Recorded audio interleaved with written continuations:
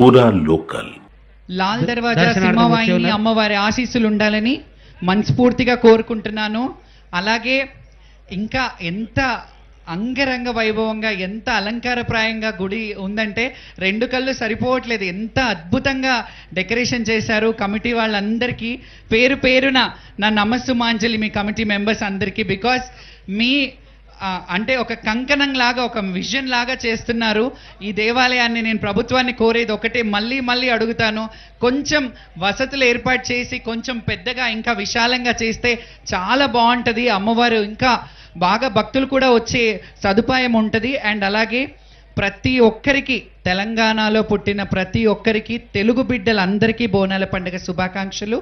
అలాగే రాష్ట్రం బాగుండాలి, రైతు బాగుండాలి. రైతు బాగుంటే ఇప్పుడు మనం ఈ అన్నాన్ని సమర్పించాలంటే, అమ్మవారికి నైవేద్యం సమర్పించాలంటే రైతన్నలు బాగుండాలి. ఈ అన్నం గింజ ఇక్కడికి చేరాలంటే తల్లి రైతన్నలకి సకాలంలో వర్షాలు కురిపించి పాడి పంట, గొడ్డు గోద అన్నీ చల్లగా చూడు.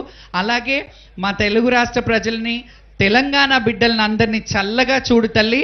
భక్తులు, యావత్ దేశ ప్రజలందరూ చల్లగా ఉండాలని మనస్ఫూర్తిగా కోరుకుంటున్నాను.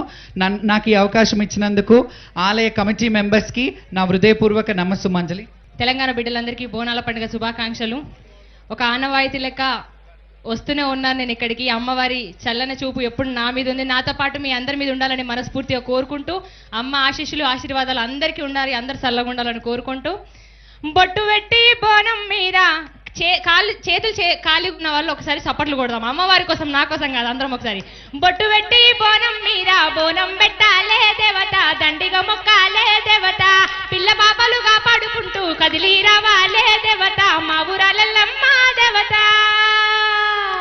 జోగులాంబ జేజమ్మ లష్కరు మా కాలమ్మ, తాళ్ళల్లా తల్లి ఎల్లమ్మ ఎల్లమ్మ, ఈదుల్లా దేవి ఎల్లమ్మ రావమ్మ, తాళ్ళల్లా తల్లి ఎల్లమ్మ ఎల్లమ్మ, ఈదుల్లా దేవి రేవమ్మ రావమ్మ. Thank you so much.